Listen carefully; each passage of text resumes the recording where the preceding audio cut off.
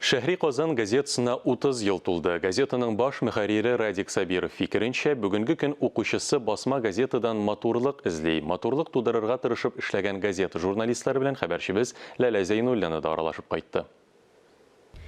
И Казан, моңлы Казан, дәртле Казан. 30 ел элек без Шәһри Казан дип тә әйтә башладык.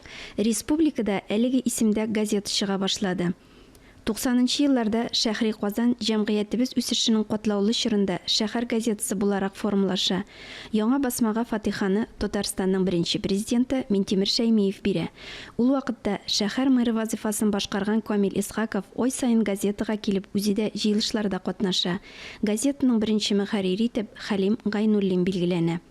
Тормышның үз законнары, редакция хезмәткәрләре составы да үзгәреп тора.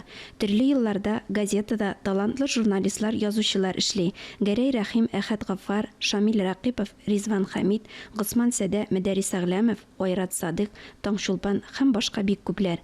100 еллык тарихы булган басмалар белән чагыштырганда 30 яшьлек юбилей күптә түгел. Әмма газета өчен бу зур вакыйга. Быел Шәһри Казан газетасының 30 яшьлек юбилее билгеләп үтелде. Ул безнең шактый вакытка сузыла әле. Август айында башлаган идек. Август айында, чөнки август айында беренче сигнал экземпляре чыккан. Һәм тагын бер айдан соң икенче сигнал экземпляре чыккан. Халыкка тарату максатыннан газета шулай чыгарганнар. Һәм инде октябрь айыннан ул даими рәвештә атналык газета булып, көндәлек газета булып чыга башлаган. Традициялар һәм заманча журналистика үрнәге, өлкән буын һәм яшь каләм осталары, рәсми караш һәм халыкчанлык булар бар да Шәһри Казанда бар. Бу чор эчендә газета аякка басты, үз йөзен булдырды. Редакция коллективы һаман эзләнә, укучыларын яңа табышлары белән куандырырга тырыша. Аның сәхифәләреннән һәрвакыт Шәһри Казан нуры балкып, даны еракларга күренеп торсын иде. Казанда милли басмаларны сату автоматларында беренче булып Шәһри Казанның бетүдә хезмәт коллективының эш нәтиҗәсе. Быел инде безнең яраткан Шәһри Казаныбызның зур юбилее 30 ел. Әлбәттә, коронавирус аркасында быел ниндер иҗтимагый акциялар, ниндер вакыйгалар үткәреп мөмкинлек булмады. Шуңа күрә без уйладык инде ничектер куркыныч булмаганрак бер форма табырга. Шуңа күрә менә без инде беренчедән гәҗит битләрендә, интернетта үткәрдек аны, теге бәяләүне, бүләкләүне.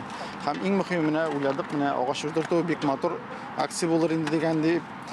Чөнки уйлардыр бит журналистлар русча белән эшләрләр, тел белән эшләрләр дип менә сез күрәсез безнең коллектив, алар күбесенчә авыл кешеләре, татарлар, хезмәттән курыкмыйлар, бик матур итеп эшлиләр. Һәм шу агачны тоту, бу яңа буыннарга вакыт үтү белән аларны күреп торачаклар безнең офис янында. Ул агач үсүен күреп торачаклар.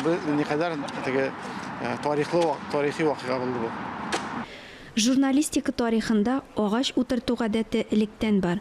Татарстан журналистлар берлеге урнашкан бина каршындагы скверда Шәһри Казанның үз агачы бар иде.